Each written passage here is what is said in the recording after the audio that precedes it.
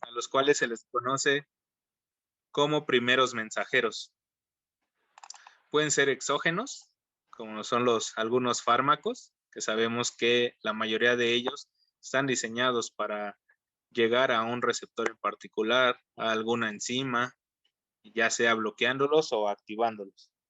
Y algunos son endógenos, por ejemplo, los neurotransmisores, algunos factores de crecimiento, que son propios de procesos fisiológicos del cuerpo. Los neurotransmisores como la serotonina, inclusive el ácido gamma aminobutírico, y algunos otros. Bien, aquí les pongo un ejemplo justo de un receptor que es el receptor de serotonina. Generalmente en estos procesos, el proceso de recepción, como su nombre lo menciona, se da entre un ligando y un receptor que se encuentra en alguna parte de la célula. Aquí también ejemplifico algunos de estos mecanismos. En cuanto a la fototransducción, es justo la luz la que hace que se active este tipo de señales. En la retina justo se encuentran unas células especiales, son los conos y bastones, que son los que se encargan de recibir esta luz y traducirla o más bien enviarla a otros componentes de las células, por ejemplo, donde se encuentra la rodopsina, que sirve entonces para activar vías de señalización. Los bastones y los conos, su gran diferencia es que unos son capaces de percibir lo blanco y lo oscuro, y los otros perciben la mayoría de los colores. Pero es justo cuando se hace la traducción de la señal cuando podemos ya apreciar una imagen como tal. En el caso de la termorrecepción, existen también algunas entidades que son capaces de reconocer los estímulos de temperatura. Aquí ejemplifico, en el caso de la piel, existen un par de corpúsculos, tanto el de Ruffini como el de Krause, donde el primero reconoce los cambios de temperatura en cuanto a el calor. No aumentos en la temperatura, lo que reconoce, aumentos en la temperatura corporal. Y tenemos también el corpúsculo de Krause, que reconoce el descenso de la temperatura, ¿no? Lo que llamamos frío. Entonces, estos receptores, a pesar de que ahí en el ejemplo se ven como una sola entidad, activan cascadas o inclusive envían impulsos eléctricos directo al sistema nervioso central, que es el que nos traduce a nosotros y podemos identificar que esa es una señal de frío, una señal de calor, y podemos identificar que está oscureciendo, etcétera. En cuanto a la mecanotransducción, lo que ven aquí en pantalla es una célula endotelial, la cual tiene diferentes receptores en su membrana, y justo el paso de la sangre, el flujo sanguíneo, hace que esos receptores señalicen. Ustedes se preguntarán si estarán señalizando todo el tiempo, y efectivamente señalizan. Sin embargo, dentro de la misma célula hay mecanismos que regulan y que mantienen el equilibrio, el sistema, para que no esté ni alterado ni a la baja, ¿no? Se mantenga normal. El decir que se mantenga normal es que hay un equilibrio tanto en las moléculas que pueden sintetizar cosas como las que pueden degradar. Y justo en el endotelio así pasa. El endotelio, si recordarán, son las células que recubren a los vasos sanguíneos, ¿no? Los que están justo en la luz del paso sanguíneo. Y entonces el endotelio en su estado normal tiene un equilibrio entre la síntesis de moléculas que promueven la vasodilatación como de moléculas que promueven la vasoconstricción. Entonces, al estar siempre en equilibrio, no pasa nada, por ejemplo, con la presión arterial.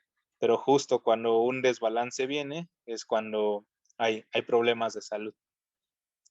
Y finalmente, hablando sobre cómo es que estos receptores están involucrados o se ven modificados por condiciones osmolares, existen los osmoreceptores u osmosensores. Algunos de ellos están en el cerebro y justo son capaces de sensar, por decirlo de alguna manera, las cantidades de sodio, las cantidades de cloruro, inclusive las cantidades de glucosa que van por el torrente sanguíneo. Cuando hay un desequilibrio en la cantidad de estos iones, se activan unos receptores que le piden o nos envían la señal de que necesitamos tomar agua, ya sea porque hay falta de volumen, es decir, del volumen de agua, o porque hay falta de ciertos iones. Entonces, estos receptores sirven como unos sensores que pueden mandar esa señal. Inclusive cuando está en exceso, se manda estos receptores, son capaces de liberar moléculas para que en todo el cuerpo, que viajan hacia todo el cuerpo y podamos eliminar líquidos. Entonces, al final, a pesar de que aquí se muestran ejemplos aislados, recordemos que es un conjunto, ¿no?, de señales, que son procesos locales, pero que se pueden ir extendiendo a todas las células del cuerpo.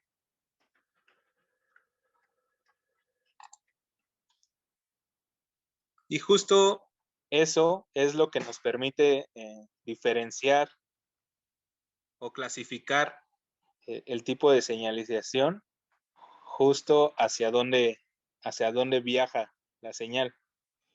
Tenemos tres rutas clásicas que se conocen. En primera instancia está la autócrina, que es donde las células producen estos mensajeros, estos primeros mensajeros, y llegan a su blanco, que están justo en la misma célula que los produjo. Es decir, los ligandos o los mensajeros que se generaron ahí salen y se unen a los receptores que esa misma célula tiene en su membrana, y entonces se estimulan o inhiben ciertos procesos propios de la célula.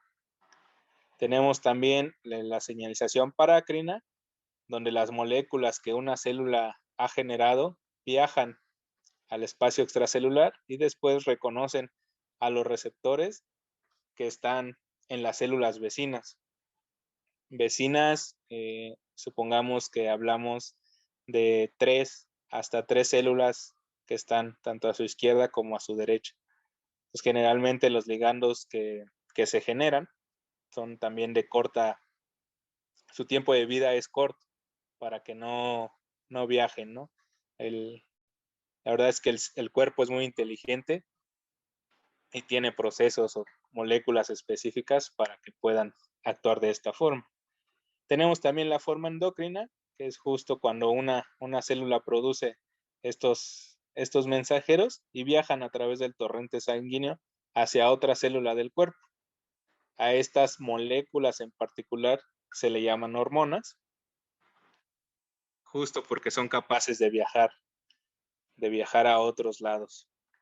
Si bien estas son 3 de las vías clásicas, las más reconocidas, seguramente encontrarán en algunas otras fuentes de información un par más, como la yuxtacrina, por ejemplo, y la intracrina, ¿no? Que son vías que apenas se han terminando de caracterizar, justo cuando se dieron cuenta que ciertas células no seguían estos patrones. Por ejemplo, son interacciones entre dos células, pero los segundos mensajeros no salen al espacio extracelular, sino lo hacen a través de ciertas conexiones que se le conocen como uniones estrechas, por ejemplo, entre células, ¿no?, que conectan a una célula con la otra, que pareciera que solo se están tocando, pero en realidad están unidas por proteínas, por estas uniones estrechas que se les conoce. Bien. Todo esto es el principio de cómo se recibe la señal, cómo es que llega a las diferentes células, cómo es que viaja. Pero ¿qué pasa con esa señal? Justo en esta laminilla, en esta imagen, están representados la mayoría de los receptores a los cuales se puede unir un ligando. Tenemos en primera instancia, si vemos la imagen de izquierda a derecha, que hay algunos ligandos, como muchos de ustedes sabrán, son capaces de atravesar la membrana dependiendo de sus propiedades. Y estos ligandos, una vez dentro de la célula, pueden unirse a un receptor que se encuentre en el núcleo, alguna enzima que se encuentre soluble en el citosol, algún otro receptor que esté en algún otro organelo, por ejemplo. Y también, hablando de los receptores que están en la membrana, puede unirse a un receptor acoplado a proteínas G, a un receptor que tiene una función enzimática en su parte intracelular, inclusive puede ser transportada, ¿no? Si el ligando no es capaz de atravesar la membrana, puede ocupar algún medio de transporte, puede abrir o cerrar canales, inclusive se puede quedar atrapado, por decirlo de alguna manera, en el citosol, en el espacio extracelular, en complejo con algunas proteínas o glicoproteínas de la matriz extracelular, etcétera, ¿no? En esta imagen también se ejemplifica, podemos ver ahí al centro de la imagen la palabra segundo mensajero y algunas otras palabras clave como son las fosfatasas y las sinasas.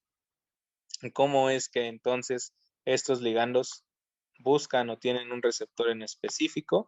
Una vez que se unen, generan segundos mensajeros que van a generar o van a tener diversas actividades dentro de la célula. Como ya lo he mencionado anteriormente, los receptores son proteínas o glicoproteínas que se encuentran alojados en la membrana plasmática. Recordemos que la membrana es una membrana fluida y no siempre es una membrana lineal, por decirlo así. Tiene ciertas invaginaciones, que a veces se le conoce como caviolas. Entonces también hay ligandos que no llegan a un espacio liso, ¿no? Cuadrado, ¿no? Las células tienen diferentes formas e inclusive tienen que viajar a través de con ayuda de la matriz extracelular hacia estas caviolas, por ejemplo, que es donde se encuentran los receptores de membrana. Y también estos receptores se pueden encontrar en las membranas de otros organelos o inclusive en el citosol. De manera general, se pueden dividir en receptores intracelulares y extracelulares.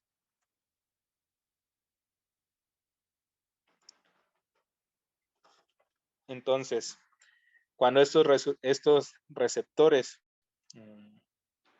son alcanzados o los ligandos, que recordemos que los habíamos nombrado como efectores primarios, llegan, se acoplan al receptor y entonces se generan ciertos cambios o se reclutan ciertas proteínas o inclusive se puede alterar el potencial de la membrana, se generan segundos mensajeros que conducen a la activación de efectores secundarios, es decir, que activan la vía de señalización y finalmente causan una respuesta en la célula, que esta respuesta depende del tipo de célula, del tiempo de la estimulación, del tiempo de la señal y también del proceso en el que se encuentre el cuerpo.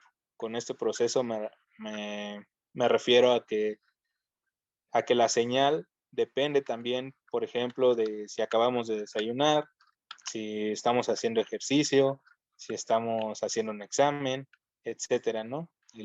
Las células responden a todos estos estímulos que, aunque pareciera que son estímulos externos, siempre tienen repercusiones en el interior.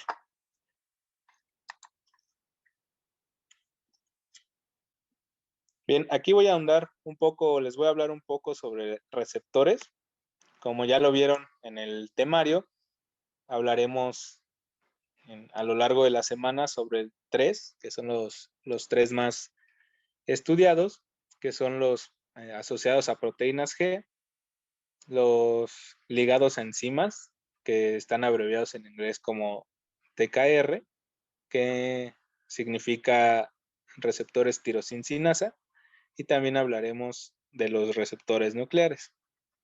Pero existen otros tipos, como lo pueden ver, de receptores extracelulares. Ya les había mencionado los ligados a enzimas, que son los TKRs, los asociados a proteína G, que por sus siglas en inglés son GPCRs. Tenemos otro tipo de receptores, que son las integrinas. Tenemos a los receptores inmunológicos, que están separados justo porque su vía de señalización es distinta y ocupa distintas a las que más tarde se van a describir. Y tenemos a los canales iónicos. De forma general, los receptores extracelulares son proteínas que se encuentran embebidos en la membrana. La mayoría de ellos, o más bien todos, tienen regiones extracelulares e intracelulares.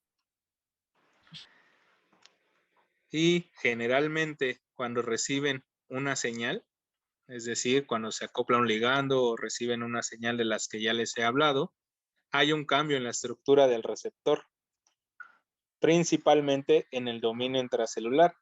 Este cambio provoca que se acoplen ciertas proteínas, que se desacoplen ciertas proteínas o algunas otras modificaciones que veremos a continuación que conducen a la segunda parte de una vía de señalización. Porque recordemos que la primera es justo la recepción de la señal. Recuerden, aquí les hablaré solo de algunas generalidades. Mañana que vean receptores acoplados a proteínas G, pues podrían hacer preguntas más profundas. No quiere decir que si hoy me preguntan no las pueda responder, pero pues es en general, ¿no? Bien, la característica de este tipo de receptores, como lo pueden ver en la imagen, es que tienen 7 dominios transmembranales, cuya nomenclatura así se le conoce como el dominio transmembranal 1, que es el TM1. Recordemos que mucha de la información está en inglés, entonces hay que acostumbrarnos a verlos, tanto la nomenclatura en inglés como en español, y así sucesivamente. También, como lo hemos mencionado, están conectadas por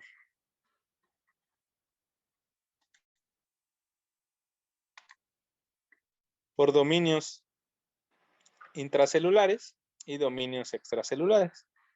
Y si recordamos, todas las proteínas tienen un amino terminal y un carboxilo terminal. Entonces, su característica de este tipo de receptores es que son 7 dominios transmembranales y que tienen una región, es decir, un loop, donde se unen unas proteínas que se les conoce como las proteínas G triméricas.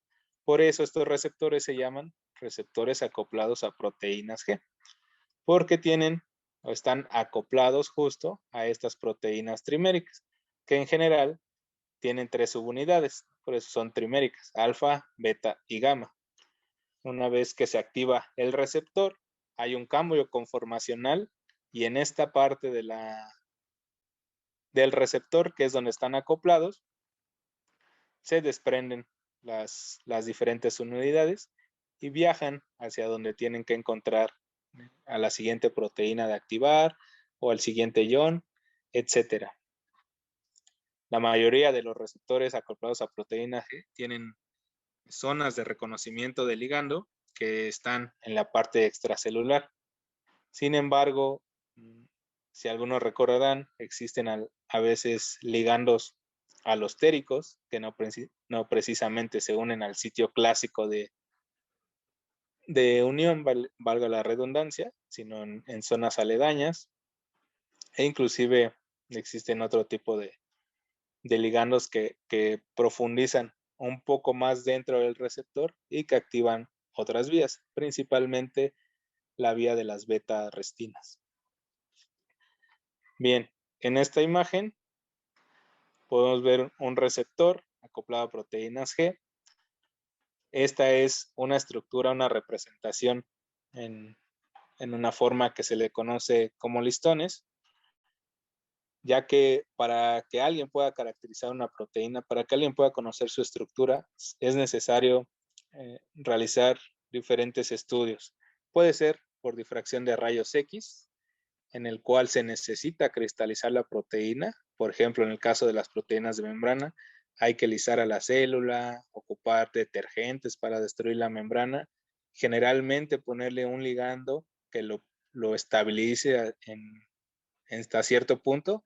De esa estructura generar un cristal, incidirle rayos X y después la traducción de esos choques electrónicos dan lugar a conocer la secuencia de la proteína y la estructura, ¿no? Cómo está acomodada en el espacio. Por eso es que se dieron cuenta que había 7 dominios transmembranales. Aquí abajo les pongo algunos otros ejemplos de los receptores opioides, que son justo receptores acoplados a proteínas G. Aquí a lo mejor con esta representación no se ven diferencias entre ellos, entre el mu, el kappa y el delta, pero sí hay aminoácidos dentro de la estructura que lo hacen diferente, aunque conservan una serie de aminoácidos que es propia de todos los receptores acoplados a proteína G, que es la secuencia de RY, la secuencia DRY se le conoce. Y justo es esta D, este aspartato, la que permite la unión, o más bien no permite, sino es la que estabiliza la unión y es como el blanco al que tiene que llegar el fármaco. Entonces, es muy importante esta secuencia. Pero como les comento, mañana seguramente hablarán más de ello. Bien, de forma general, lo que hacen los receptores acoplados a proteína G es que una vez que llega el ligando y se acopla al receptor, la parte trimérica de las proteínas G es, más bien, es escindida a través de una sinasa y se separan tanto las unidades beta y gamma, que generalmente, y también la subunidad alfa viaja hacia un efector que es este de color rosita. Los efectores son moléculas, principalmente proteínas, que se encargan de ejecutar el programa, lo puse así, generando segundos mensajeros. ¿A qué me refiero con ejecutar el programa? Que una vez que se dio la instrucción, es decir, que ya el receptor recibió la señal y que estas proteínas se desprendieron, estas llevan la instrucción y le dicen al efector qué es lo que hay que hacer. Y ya el efector traduce la señal y dice, bueno, necesitamos calcio. Entonces, se activan las vías de señalización que aumenta el calcio, por ejemplo. Entonces, estos efectores son diversos y dependen también del tipo de célula y generalmente reaccionan o más bien interactúan con la subunidad alfa o la beta y gamma dependiendo del tipo celular. Y entonces una vez que se acopla la proteína G en su subunidad alfa al efector, se generan algunos segundos mensajeros, ya lo habíamos mencionado. Aquí el segundo mensajero es el AMP cíclico y este segundo mensajero viaja, lleva la señal a diferentes blancos dentro de la célula, que es la señal que se requiere, ¿no? Para traducir el mensaje que llegó desde afuera. Al final, la proteína, la subunidad alfa, se desprende del efector y se queda. Estas líneas que vemos aquí es porque están ancladas a la membrana, generalmente con unión con lípidos, ¿no? Estas líneas son lo que representan algunos lípidos, fosfolípidos de la membrana. Y si el receptor, algunos tipos de receptores ya terminaron de dar o ya recibieron la señal y mandaron el mensaje, muchas veces el mismo complejo ligando proteína genera otros cambios donde se exponen algunos aminoácidos que son capaces de fosforilar, en este caso, por ejemplo, la serina, la tirosina, y estas fosforilaciones las reconoce otras proteínas. Una de ellas es la arrestina o la beta-arrestina, que en un principio se pensó que sirven bueno, más bien sirven para internalizar el receptor para el proceso de reciclaje, es decir, lo embeben al citosol. Algunos de ellos se degrada la membrana y después los vuelven a embeber y regresan a la membrana para seguir siendo expresados.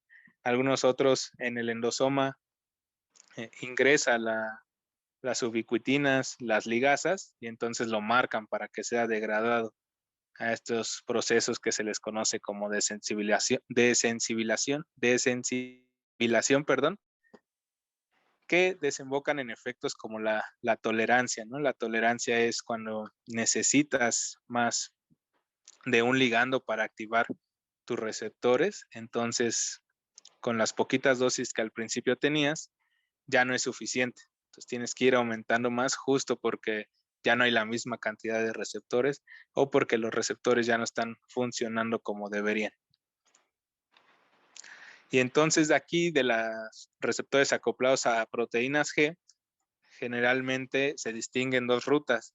Las rutas que son activadas por las proteínas triméricas, tanto alfa como beta y gamma, y como la ruta de la beta-arrestina, que les decía que en un principio solo se pensaba que era para el reciclaje y eliminación de receptores, pero después se dieron cuenta que cuando los receptores se embebían, seguían señalizando, ¿no? Seguían señalizando con sus proteínas alfa, beta y gamma. Entonces, algunas señales están mediadas por esa internalización. Lo que sí también es un hecho es que los procesos generan señales diferentes.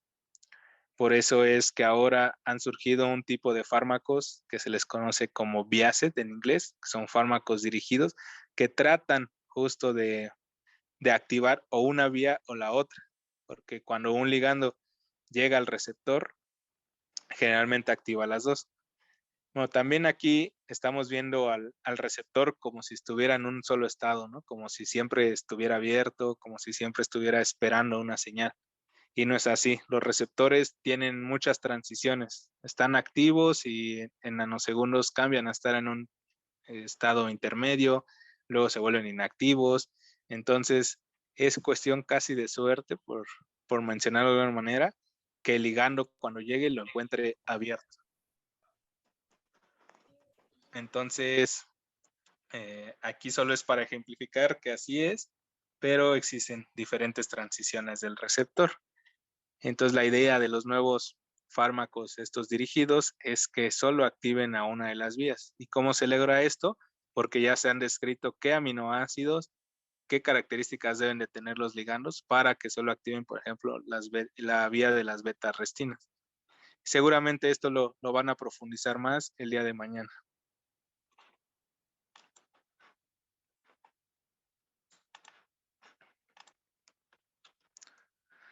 Bien, ahora sobre los receptores ligados a enzimas o como ya les había mencionado, los tirosincinasa. Aquí les pongo un ejemplo de la misma base de datos, es una base de datos de proteínas, donde están todas las proteínas que han sido cristalizadas hasta el momento. Este es el receptor de insulina. El receptor de insulina es un receptor acoplado a tirosincinasas y la característica principal de estos receptores es que se dimerizan o tienen que dimerizarse para poder llevar a cabo su función. En este hay una subunidad, un monómero, que tiene su subunidad para reconocer al ligando, su parte transmembranal, un dominio tirosincinasa, y la característica también es que son ricos en tirosinas, pero también hay receptores que son ricos en serinas, que son los dos aminoácidos más susceptibles de ser fosforilados. Entonces, cuando esto pasa en dos receptores al mismo tiempo, se dimerizan, se acoplan y esta tirosinasa fosforila a las tirosinas. Si ven aquí, también hubo un cambio conformacional de la parte extracelular que intracelular y exponen a estas tirosinas fosforiladas, que posteriormente llegarán algunas otras moléculas a reconocer estos sitios y activarán vías de señalización que principalmente tienen que ver con proliferación, migración celular, angiogénesis, y estas receptores son muy típicos de factores de crecimiento, por ejemplo, en el cuerpo. Angiogénesis se puede traducir a grandes rasgos como la generación de nuevas células de los vasos, ¿no? Nuevas células endoteliales. Entonces, por ejemplo, cuando uno hace ejercicio, algunos de estos receptores se están activando, generalmente o principalmente el receptor que está acoplado, bueno, el receptor que estímulo del factor de crecimiento endotelial y entonces es como se generan nuevos vasos. Bien, aquí está el ejemplo del receptor de insulina. Esta base de datos, que es el Protein Data Bank, PDB, la pueden ustedes buscar en Google y encontrarán las diferentes proteínas que están cristalizadas. Lo interesante es que al mes le dedica un rato a una proteína en particular.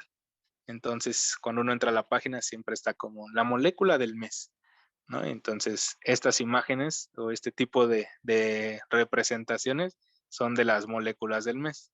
Entonces, en algún momento el receptor de insulina así lo fue. ¿Qué es lo que pasa una vez que los aminoácidos tirosina y serina son fosforilados?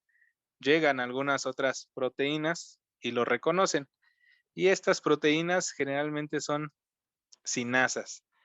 ¿Qué hacen las sinasas? Fosforilan a las proteínas. Eso es lo que hacen las sinasas. Entonces hay un par de sinasas que en este caso las primeras proteínas que reconocen esos aminoácidos son proteínas G monoméricas. ¿Por qué monoméricas? Porque es una sola subunidad. Y hay proteínas G monoméricas. Está RAS, está RAF, está SOS, está GRB, y generalmente van en esa secuencia reconociéndose la una a la otra. Entonces, supongamos que aquí están las tirosinas fosforiladas, llega la primer sinasa, reconoce, y entonces lo que hace es fosforilar a la sinasa que sigue. Una vez que esta sinasa está activa, fosforila a la siguiente sinasa que se vuelve activa. Y entonces, fosforila a otra sinasa, o en este caso, fosforila a un factor de transcripción. Y este factor de transcripción, una vez que tiene su grupo fosfato o que está en su forma activa, es capaz de viajar hacia el núcleo y favorecer los procesos de transcripción. El estar con el grupo fosfato acoplado le da como ese potencial de estar activo y de favorecer este tipo de los procesos. Y ahora bien, estas proteínas, estas sinasas, no pueden quedarse activas siempre. Entonces existen unas fosfatasas, que justo como su nombre lo dice, les rompen el enlace fosfodiéster y las sinasas van a quedar inactivas. Y entonces se vuelven a repetir el ciclo. La sinasa reconoce otra vez los aminoácidos fosforilados y esta sinasa se vuelve activa, cambia su conformación, se activa y va transfiriendo grupos fosfatos hasta que veamos el fin de la señal, que es justo hablando de factores de transcripción, pues la generación de nuevas proteínas, ¿no? Porque se activan, se favorece la síntesis de RNA mensajero, que después, como sabemos, se puede traducir a proteínas y aumentar entonces la cantidad de ellas. Bien, esto recordemos que es a grandes rasgos, ¿no? Habrá una plática exclusiva para este tipo de receptores. Ahora, tenemos a lo que son las integrinas. Estas proteínas son o tienen la función de vincular el citoesqueleto, las proteínas del citoesqueleto, es decir, lo que está dentro de las células, con la matriz extracelular. Entonces tienen esta forma. En un principio se pensaba que esta era la forma activa, que ellos le veían como una forma aquí como de cuchillo, como de daga, pero diferentes estudios, principalmente de microscopía electrónica y de difracción de rayos X, se dieron cuenta que esta era una forma inactiva de las integrinas. O sea, que estaba aquí acoplado a diferentes moléculas de la matriz extracelular, pero estaba inactiva. Y su forma activa es esta, donde exponen un sitio que es capaz de reconocer ciertos ligandos. Bien, generalmente estas integrinas en la están unidas a actina y en la parte extracelular pueden estar unidos al colágeno, a fibronectina, a laminina. Entonces le dan como esta dinámica a la célula de estar fija e inclusive de recibir ciertas señales para mover los filamentos de actina dentro de la célula. Aquí pongo algunos ejemplos. Los glóbulos blancos tienen esas integrinas que les permite adherirse a otras células mientras buscan marcadores de infección, por ejemplo. Las plaquetas también tienen estas integrinas que se unen al fibrinógeno y entonces esto les permite empezar a formar coágulos, ¿no? Inclusive a formar o a reparar el tejido endotelial que está dañado. Entonces, son muy importantes para mantener la unión entre la matriz extracelular, algunas proteínas del citosol. Y propiamente su vía de señalización es característica, pero no va más allá de una vía compleja.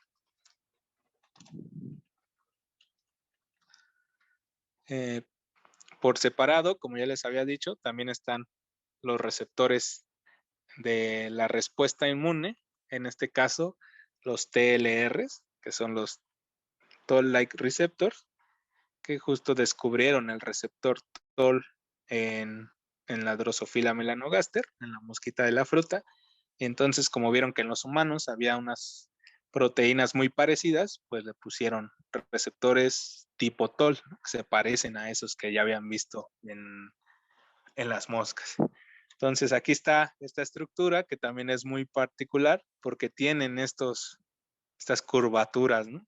Y eso es debido a que estos dominios son ricos en leucina, ¿no? Aquí en inglés les puse es el LRR de Leucine Rich Receptor, o Region, perdón. Entonces, la leucina hace que tengan esta conformación curiosa. Existen diferentes tipos de TLRs, siempre están dimerizados.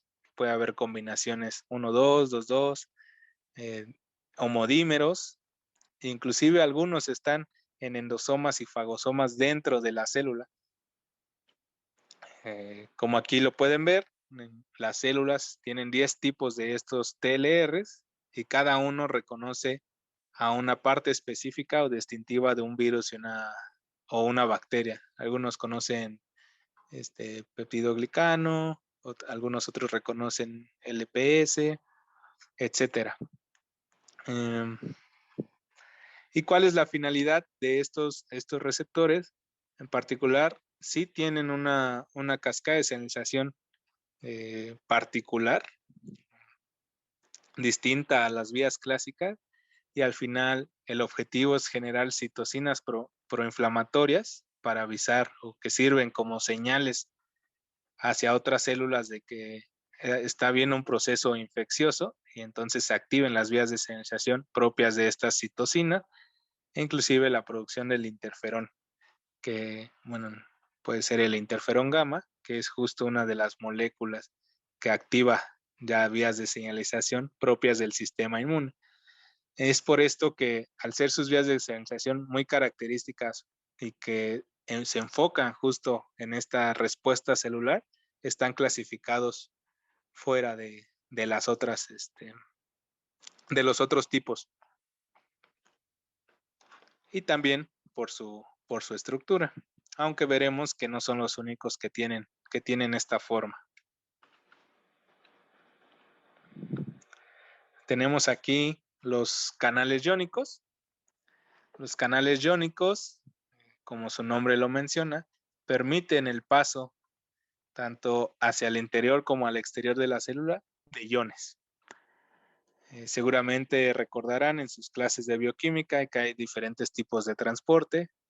El uniporte, por ejemplo, que solo transfiere un ion en alguna de las direcciones. El antiporte, que va en contra del gradiente de concentración. En los canales iónicos hay 4 tipos específicos, bueno, más bien 4 tipos de estos canales. Aquellos que abren o cierran por la acción de un ligando, tienen justo aquí una zona en la proteína que es donde se puede acoplar un ligando y o lo puede abrir o lo puede cerrar. Están aquellos que son voltaje dependientes, que como ya les hablaba, el voltaje que está en la membrana es específico en un estado homeostático. Cuando hay alteraciones debidas al paso de iones, inclusive hasta por algunas acciones mecánicas, inclusive por el pH, como pasa en la mitocondria, este voltaje de la membrana cambia y se abre o se cierra.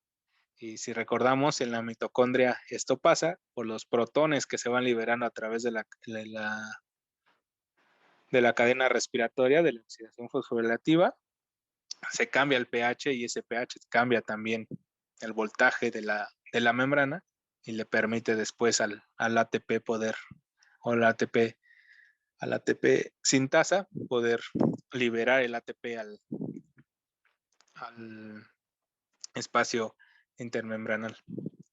Están aquellos que son que se abren y cierran por acciones mecánicas, por ejemplo, por apoyar la mano en una mesa, por el flujo sanguíneo, etcétera. Se pueden abrir o cerrar dependiendo del requerimiento. Y hay algunos que están siempre abiertos. ¿Por qué? Porque son los que regulan la entrada de los iones necesarios, ¿no? En un estado homeostático. Aquí les pongo un ejemplo sobre un canal de potasio. Como ven, tiene justo al centro esta conformación, que es lo que le permite, a través de diferentes aminoácidos, generalmente con carga, ir atrapando al potasio, ¿no? Se van ahí como quelando, por decirlo así. Entonces va pasando, va viajando, y después le permiten el ingreso. Y es aquí donde hay como una especie de poro y pueden pasar los iones, ¿no? Ese es un proceso muy, muy rápido, pero se necesitaron diferentes estructuras, diferentes tiempos para poder ver que el proceso se daba así. Inclusive las técnicas in silico hacen justo ayuda para esto, porque puedes ver las interacciones que se forman a través del tiempo y sin gastos experimentales, ¿no? Más que una computadora. Bien, esos son a grandes rasgos los receptores extracelulares, los que se pueden reconocer a nivel de la membrana. Existen otro tipo de receptores, que son los receptores intracelulares, y estos se clasifican en 3.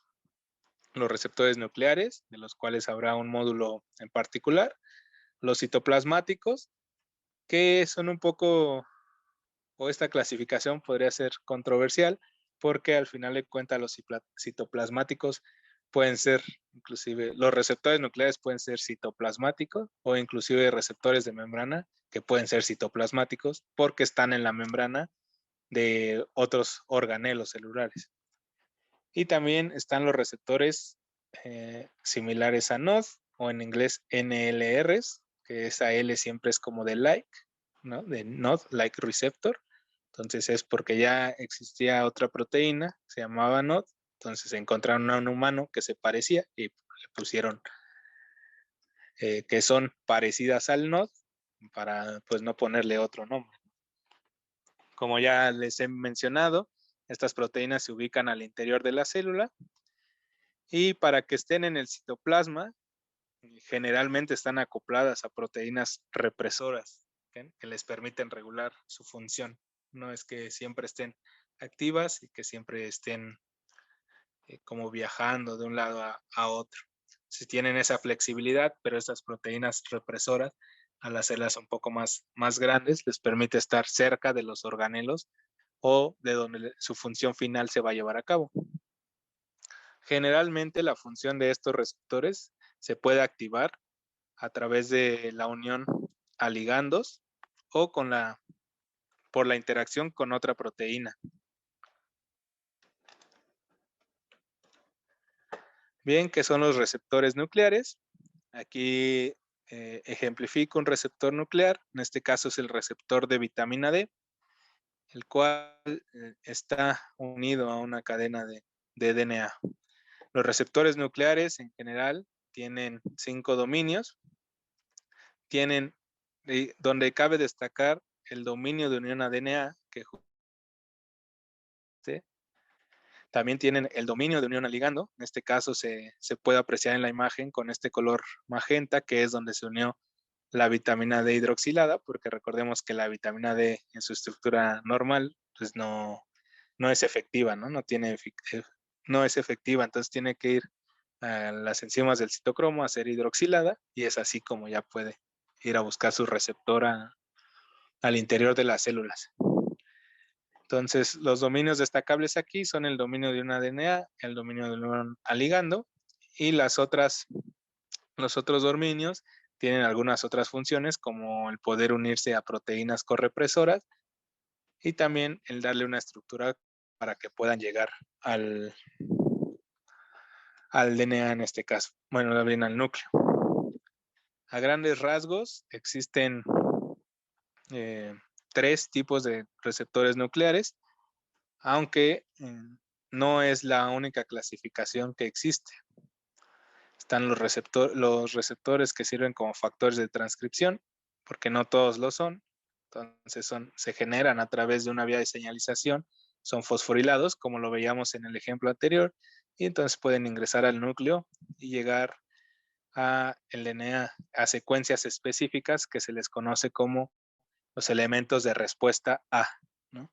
Hay elementos de respuesta, por ejemplo, elementos de respuesta al receptor de vitamina D, etcétera, ¿no? Suelen ser específicos la mayoría de ellos.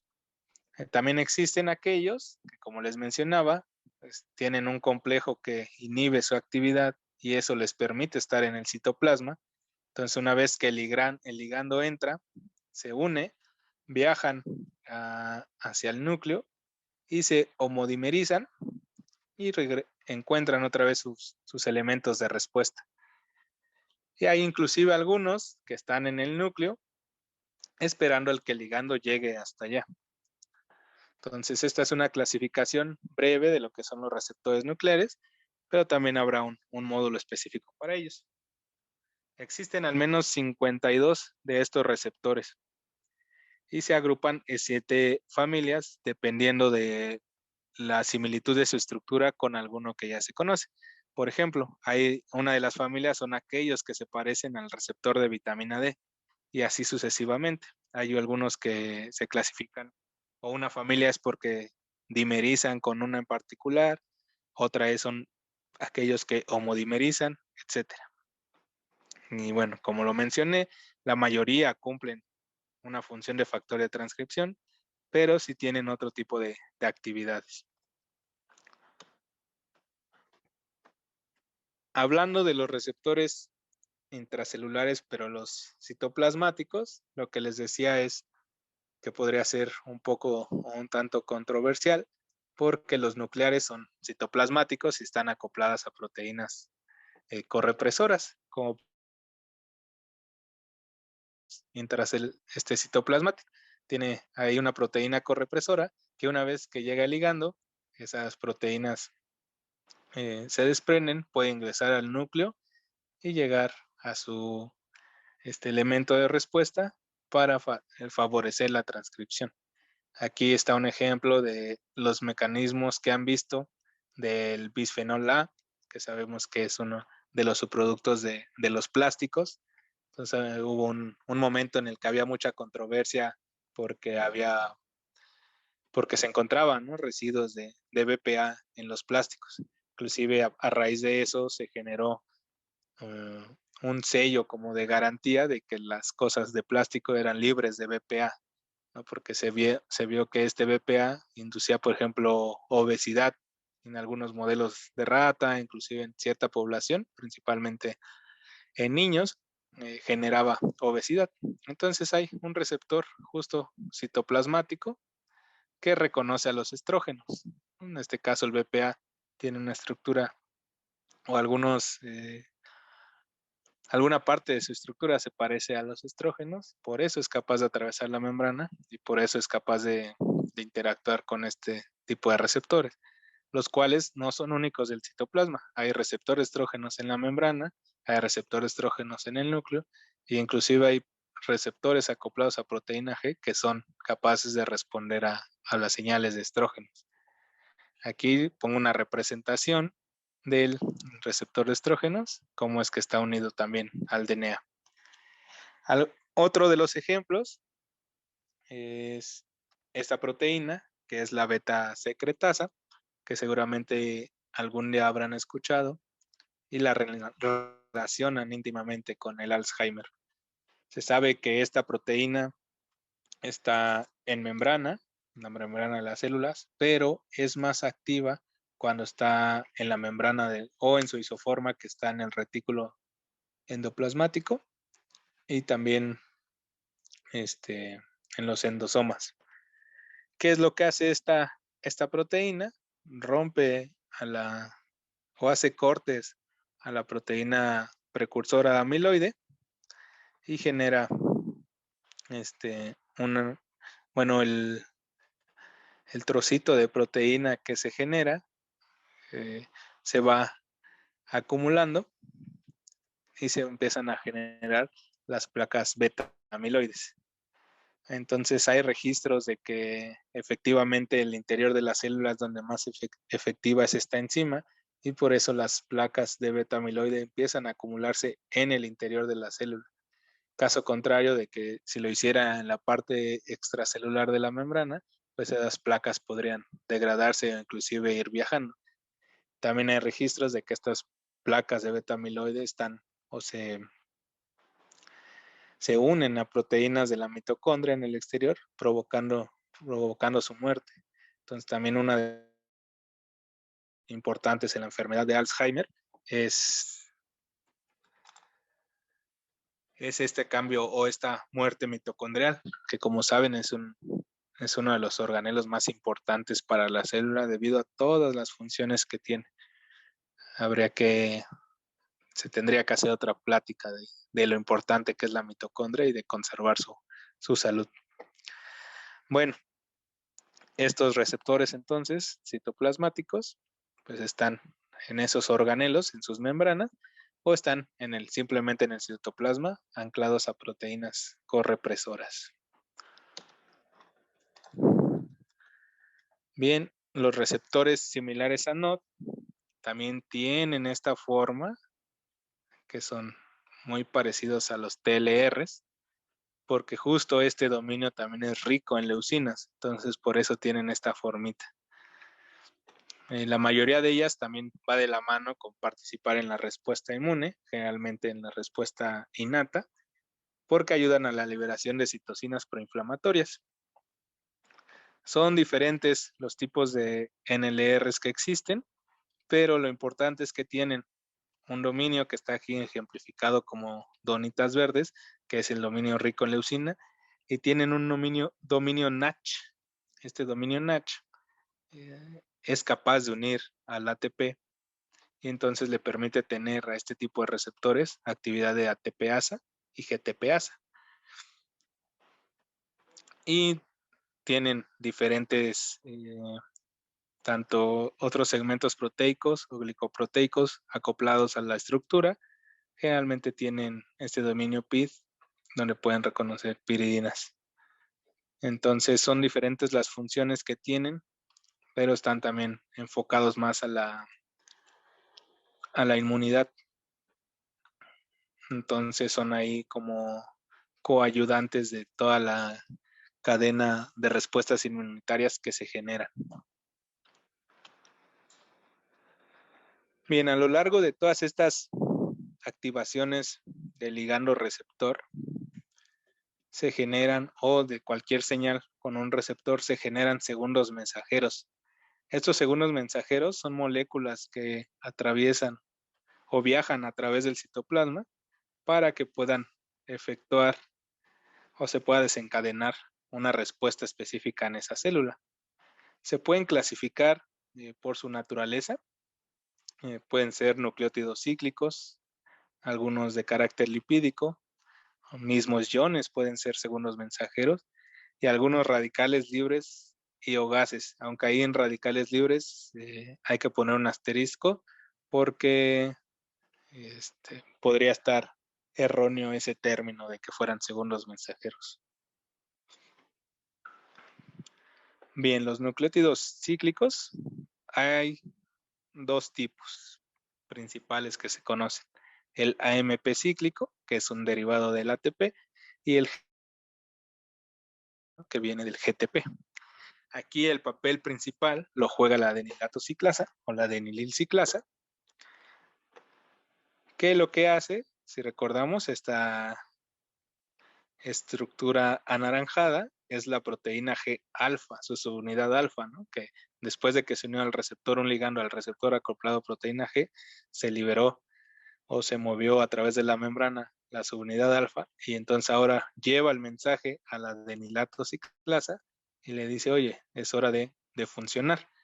Bueno, no siempre le dice que es hora de funcionar, a veces le dice que es hora de detenerse, pero bueno, lleva el mensaje y entonces lo que hace es que en un sitio transforma el ATP a AMP cíclico y libera aquí el pirofosfato, ¿no? Que no son más que dos fosfatos. Y entonces este AMP cíclico es el segundo mensajero y puede tener varios destinos. Uno de ellos, por ejemplo, es la proteína sinasa A, la fosfodiesterasa, que si recordamos un poco, aquellos que hayan tenido contacto con farmacología e inclusive con la vida misma, hay un fármaco que actúa sobre una de las fosfodiesterasas y es, por ejemplo, el sildenafil. El sildenafil, que sirve para tratar la disfunción eréctil, actúa sobre una fosfodiesterasa, que entonces lo que hace es que impide la transformación del AMP cíclico al AMP monofosfato, y entonces hay grandes cantidades de AMP ciclo que siguen generando su actividad, ¿no? Bueno, en este caso, ese fármaco en particular es la fosfodiesterasa, pero la 5, pero inhibe no la transformación o el reciclaje del AMP cíclico, sino del GMP cíclico, que en el endotelio hace vasodilatación. Bien, ¿en qué está involucrado el AMP cíclico? Uno de sus principales blancos o la proteína siguiente, efectora de la señal, es la proteína sinasa A, ¿no? La vuelve a fosforilar, o sea, la fosforila, y si esta se vuelve activa, y entonces esta, por ejemplo, hablando del músculo esquelético, puede viajar hacia el receptor de rianodina, lo fosforila y entonces permite la salida de calcio del retículo sarcoplásmico. El calcio, como algunos de ustedes sabrán, es necesario para que el músculo pueda contraerse. También esta misma proteína sinasa A puede ir a fosforilar a una proteína que se llama fosfolambano, que reprime la acción de la bomba cerca, entonces permite que el calcio, que el flujo, la entrada y salida del calcio se vea favorecida para los procesos de contracción. También puede fosforilar algunas otras proteínas, como este canal voltaje dependiente de calcio, ingresando calcio a la célula y entonces favoreciendo totalmente el proceso de contracción.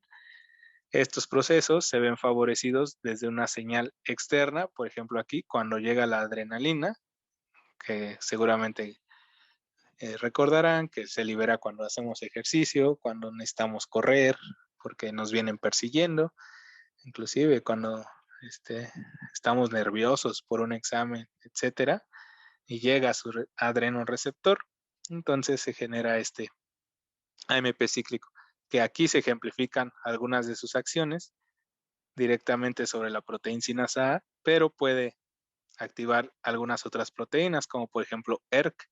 ERK sí es una o está incluido en una de las proteínas, una de las vías de señalización clásicas, que se le conoce como MAP sinasas ERK. Este es el efector final. Y entonces aquí está actuando sobre un canal también dependiente del voltaje que deja entrar cloro, sodio y potasio. Entonces, a pesar de que él es el segundo mensajero, tiene que llegar a otros transductores para que la señal continúe.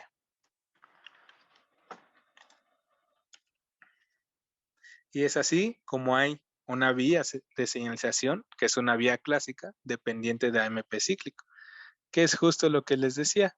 La adenililciclasa, una vez que se desprendió aquí la proteína G-alfa, activa la adenililciclasa, entonces transforma al AMP en AMP cíclico. Aquí la fosfodiesterasa, que es justo solo transformar al AMP cíclico para que ya no esté activo, lo transforma. Y este AMP cíclico lo que hace es fosforilar una enzima, y luego esta fosforila otra, y luego así sucesivamente. Aquí está ejemplificado, cómo fosforila a la fosforilasa de glucógeno. Cuando la fosforila se vuelve activa la enzima y entonces lo que hace esta enzima es quitar los grupos fosfato del glicógeno para que pueda generarse glucosa que pueda ser utilizada, ¿no? Entonces, como ya verán en el módulo final, cuando una persona hace ejercicio y sus reservas eh, energéticas, tanto circulatorias como del propio músculo, se han agotado, es necesario recurrir al glicógeno. Entonces este mecanismo se activa justo por acción de la adrenalina y entonces se va generando, se van desfosforilando los monómeros de glucosa hasta que queda libre y puede salir a la sangre para que nos sirva como sustrato. Y también por el otro lado, en otro mecanismo, también es capaz de inactivar a la sintasa de glicógeno. Como ven, son procesos complementarios. La sintasa de glicógeno deja libre a la glucosa, o evita que se siga transformando en glicógeno para que se pueda utilizar. Entonces se genera la glucosa de este lado y la glucosa que no se ha transformado en glicógeno puedan estar disponibles para ser utilizados. Aquí se ejemplifica también diferentes procesos de este AMP cíclico. Por ejemplo, activa la lipasa de triglicéridos para formar ácidos grasos. Ya lo habíamos visto, la sintetasa de glicógeno, en este caso la inactiva. Fosforila, en este caso, activa la degradación de glucógeno. Recuerden hasta este punto que la mayoría de los procesos o la mayoría de las enzimas que participan en las vías de iniciación se regulan por fosforilaciones. Las fosforilaciones regulan casi todos los procesos, haciendo que se activen o se inactiven cosas. Es por eso que el grupo fosfato es súper importante. Y las fuentes de grupo fosfato, como ustedes ya lo sabrán, una de las principales es el ATP, aunque existen otros, ¿no? Y esos grupos fosfatos solo van cambiando de dueño. En este caso lo tenía, si lo vemos desde el principio, lo tenía el GTP, y luego se lo pasó a la adenilciclasa, se activó y entonces lo transfirió el AMP cíclico y el AMP cíclico lo empezó a transferir y ahí va el grupo fosfato. Entonces es por eso que es súper importante el ATP y por eso es súper importante cuidar a las mitocondrias, porque ahí esa es la fuente, ¿no? La fuente principal de generación del ATP.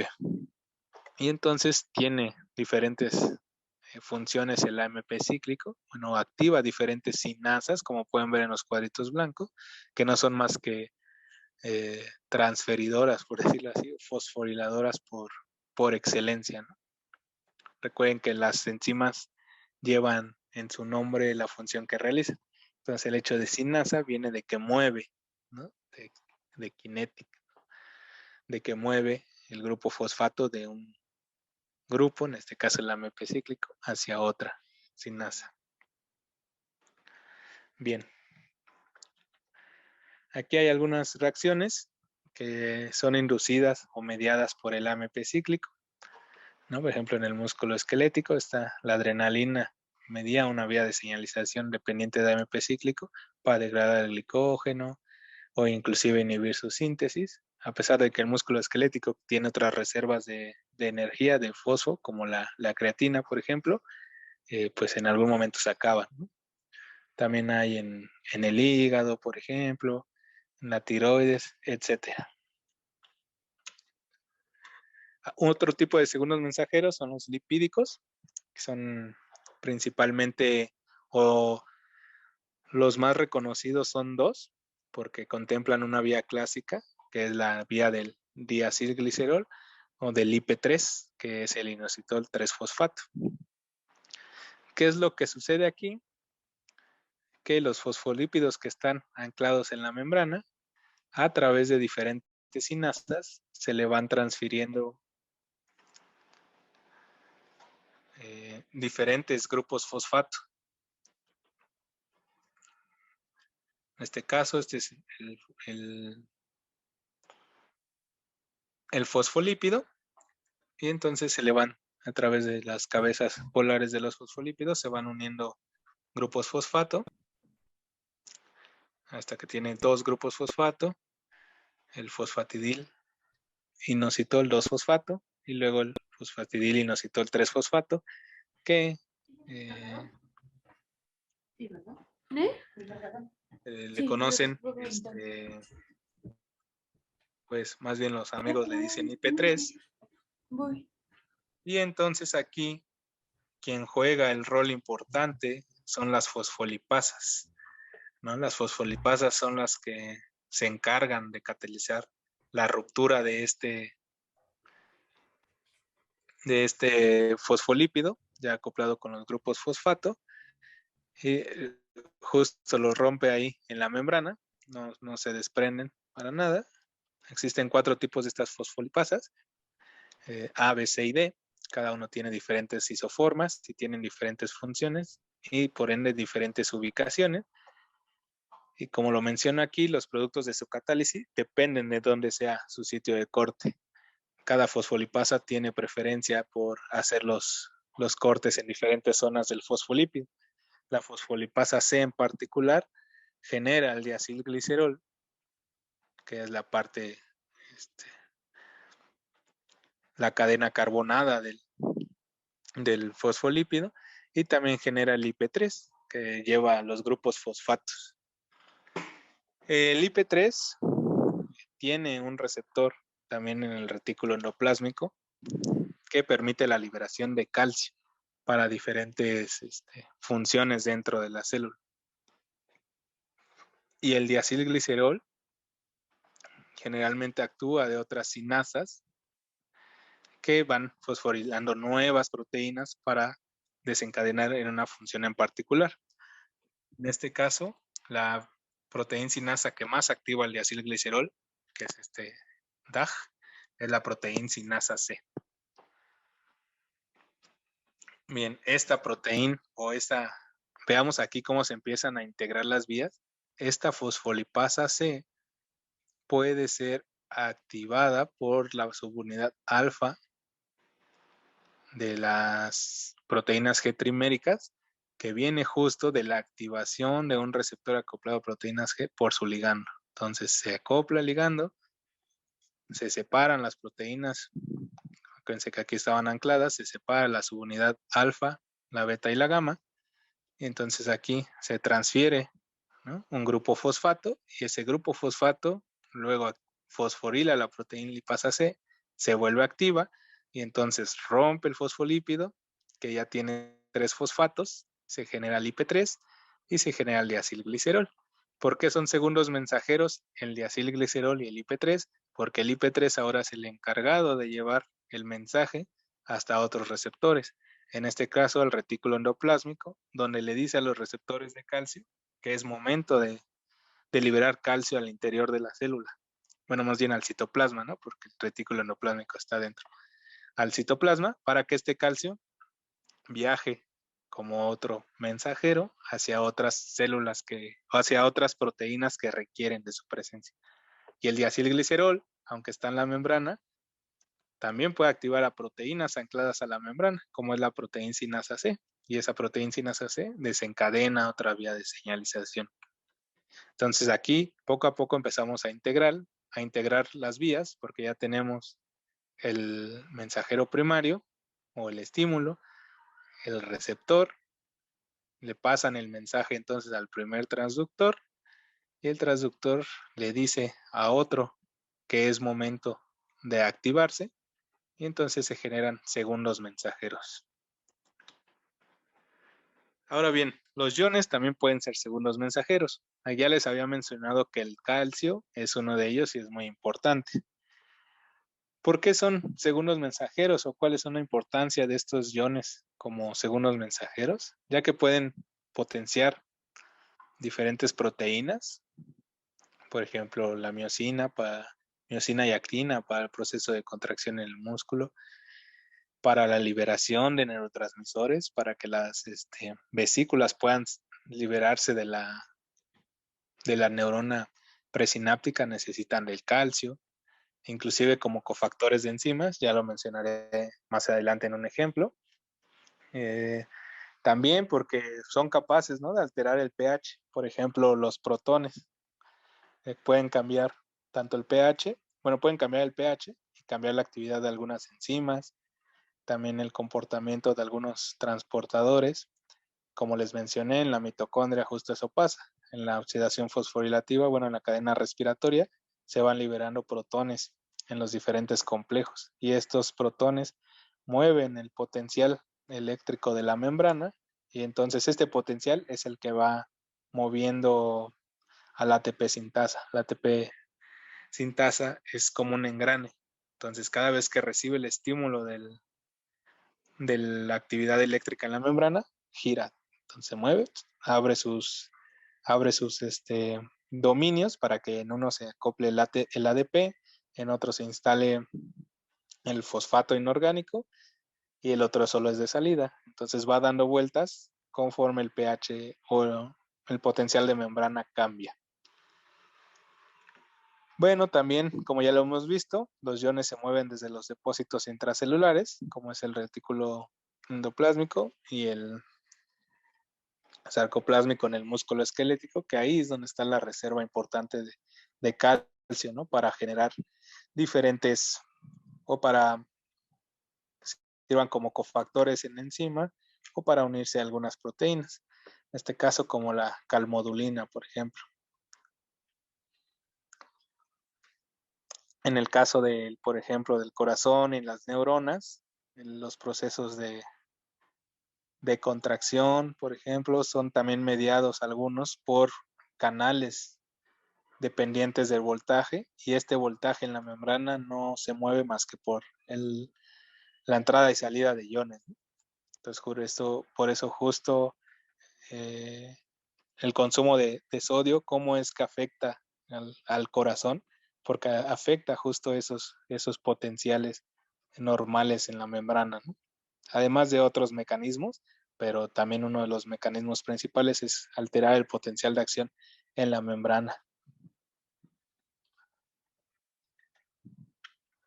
Bien, aquí podemos ver ejemplificado un canal de calcio digo, dentro de los que son alterados o modificados por voltaje, hay los que son activados por potenciales evocados, por voltajes más grandes, por voltajes aislados. Hay dentro de ellos una inmensa clasificación.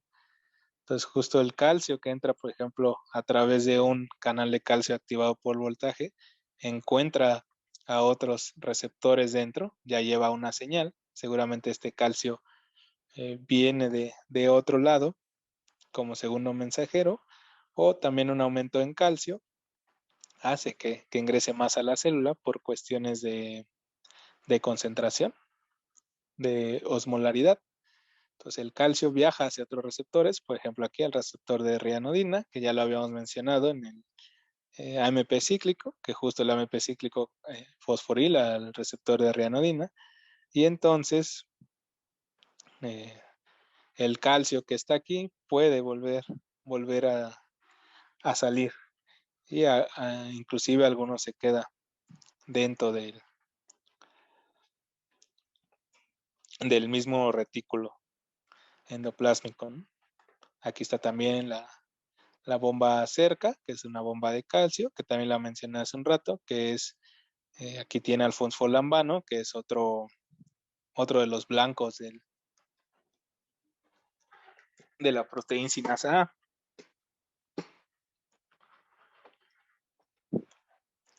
Y bien, aquí hay un ejemplo de diferentes proteínas que necesitan al calcio para poder ser funcionales, ¿no?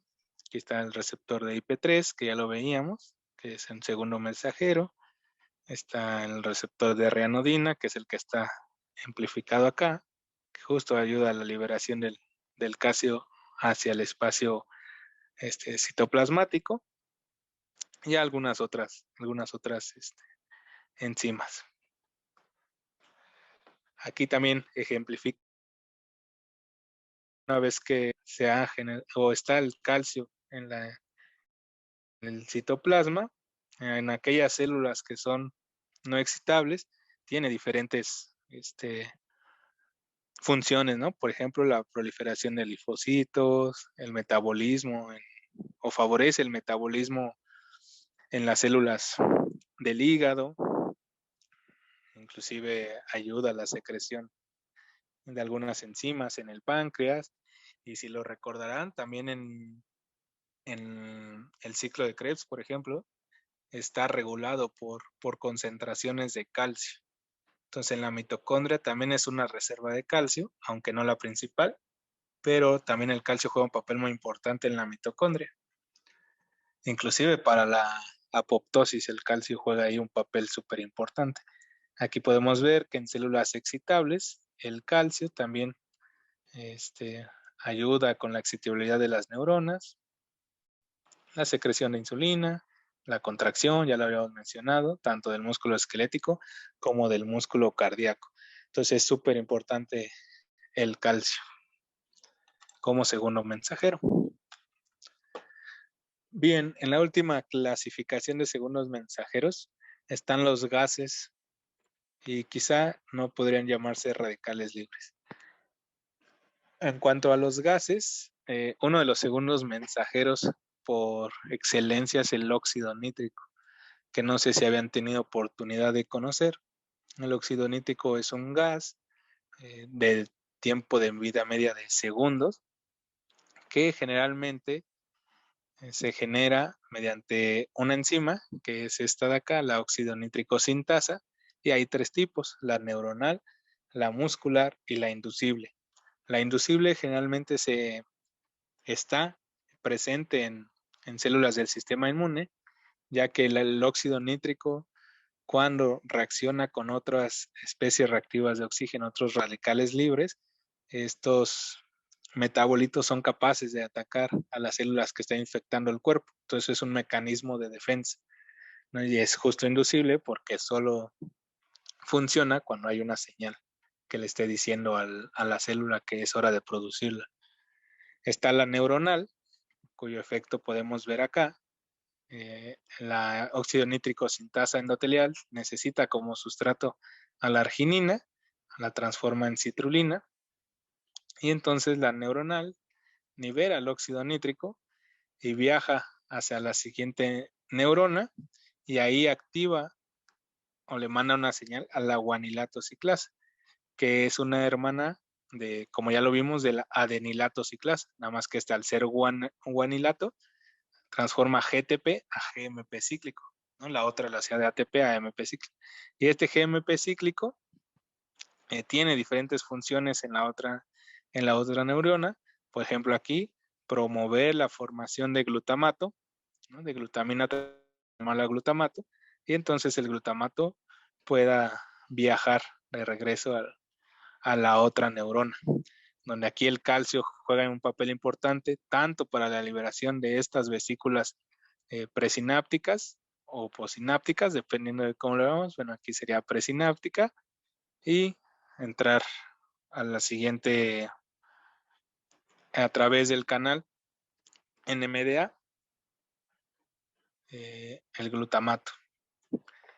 Bien, pero su papel también muy importante en este caso de la óxido nítrico sintasa endotelial es que este óxido nítrico, que ya vimos que depende de o transforma la sintasa a la arginina en citrulina y tiene algunos otros cofactores como la tetrabiopterina, que es esta TH4, libera el óxido nítrico y este óxido nítrico es un vasodilatador por excelencia. De hecho, su descubrimiento fue muy interesante porque a pedazos de arteria le quitaban el endotelio y se dieron cuenta que no respondía igual a ciertos vasodilatadores como aquellos trocitos de arteria que lo hacían. Entonces, eso daba pie a pensar que había algo que se generaba en el endotelio.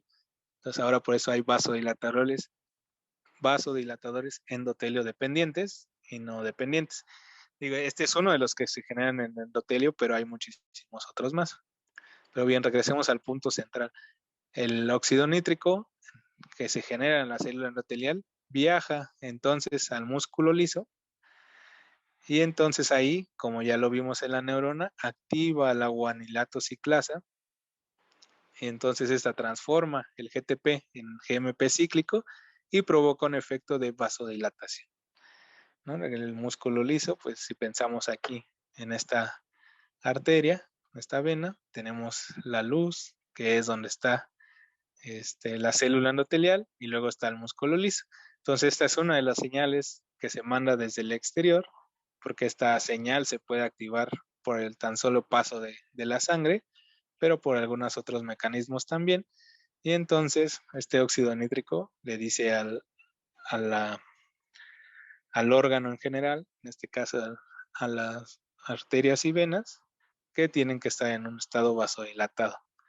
Cuando hay un exceso de, o bueno, no, cuando hay un estado de estrés oxidativo, que en este caso es que hay un exceso o un desbalance en la producción de radicales libres y está desbalanceada su reducción, o sea, está en problema ahí oxidorreducción y que hay demasiados radicales libres, este óxido nítrico o la óxido nítrico sintasa se desacopla y entonces se generan otro tipo de especies como este oxígeno molecular radical, que en realidad no se llama así, sino se llama anión superóxido, hay presentes. Y digo, este proceso o esto con el solo hecho de respirar, porque se generan en la cadena respiratoria. La cadena respiratoria es una de las fuentes principales de generación de radicales libres, aunque hay otras, ¿no? Como de algunas enzimas, como la NADPH oxidasa, por ejemplo. Entonces, cuando hay muchos radicales libres, estos radicales reaccionan con muchas cosas y uno de ellos es el óxido nítrico. Y entonces este óxido nítrico eh, se ve bloqueado y ya no tiene ninguna actividad. Entonces empieza a haber un desbalance en todos los lugares donde es necesaria su presencia. Y estos radicales libres reaccionan con proteínas, con lípidos, principalmente, por ejemplo, con los LDLs, y eso provoca que ya no puedan o se reconozcan al receptor, pero ya no se despeguen de ahí. Entonces empiezan a acumular un buen de LDLs, llegan células macrófagos, se transforman en células espumosas y generan lo que a veces lo que se conoce como placa de arteroma. Entonces, este óxido nítrico es un segundo mensajero, principalmente en el endotelio y también en las neuronas. Y ese es un ejemplo de cómo los gases que se producen en el cuerpo son segundos mensajeros. Y bueno, también seguramente han escuchado el óxido nítrico. Aquellas personas que vayan al gimnasio han escuchado que venden óxido nítrico, ¿no? En realidad, pues no pueden vender el óxido nítrico porque el óxido nítrico es un gas, entonces es difícil que venga en polvo o que venga en una cápsula. Generalmente venden alguno de los cofactores que aumentan la producción del óxido nítrico, ¿no? Bien.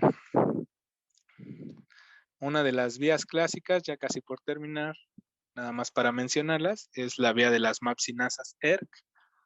Entonces, estas vías de señalización generalmente son activadas por los receptores acoplados a tirosinasas. Y aquí es donde entran justo las proteínas G monoméricas. Este GRB2 es quien reconoce a las tirosinas fosforiladas. Después a GRB2 se acopla SOS. Y luego SOS fosforila RAS. Y luego RAS fosforila RAF. Y luego RAF fosforila MEC.